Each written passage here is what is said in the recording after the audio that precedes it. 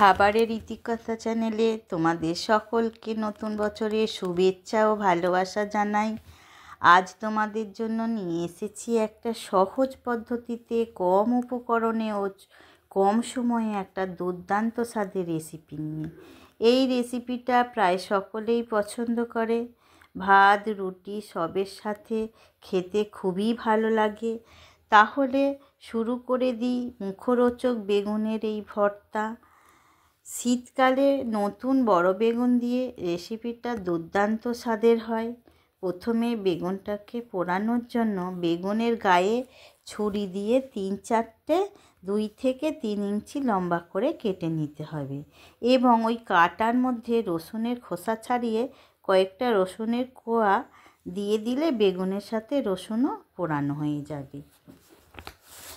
বেগুনটাকে ঘুরিয়ে ফিরিয়ে ভালো করে পুড়িয়ে নিতে হবে। আপনাদের যদি কাঠের উনুনে সুবিধা থাকে তাহলে কাঠের উনুনে বেগুন পোড়ালে ভর্তাটা আরও টেস্টি হয়। আমি 2টো টমেটো ভালো করে পুড়িয়ে নেব। এই রেসিপিতে টমেটোটাও খুবই জরুরি। একটু ধনেপাতা, একটা পেঁয়াজ ছোট করে কুচিয়ে নেব। তোমরা চাইলে কাঁচা লঙ্কা দিয়েও ভর্তাটা বানাতে পারো, কিন্তু শুকনো লঙ্কা ভেজে যদি ভর্তাটা বানাও তাহলে স্বাদে ও গন্ধে ভর্তার টেস্ট দ্বিগুণ বেড়ে যাবে। বেগুনের খোসাটা ভালো করে ছাড়িয়ে নিতে হবে। প্রথমে লঙ্কাগুলো নুন দিয়ে ভালো করে মেখে নিতে হবে।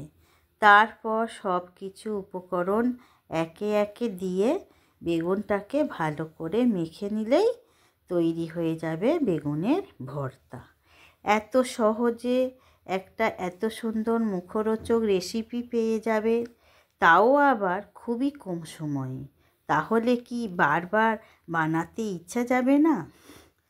তাহলে আমার রেসিপিটা ফলো করে বানিয়ে ফেলো বেগুনের এই ভর্তা।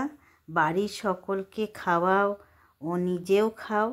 আমি 100% গ্যারেন্টি দিয়ে বলতে পারি খুবই ভালো লাগবে। আবার পরের ভিডিও নিয়ে চলে আসছি তোমাদের কাছে।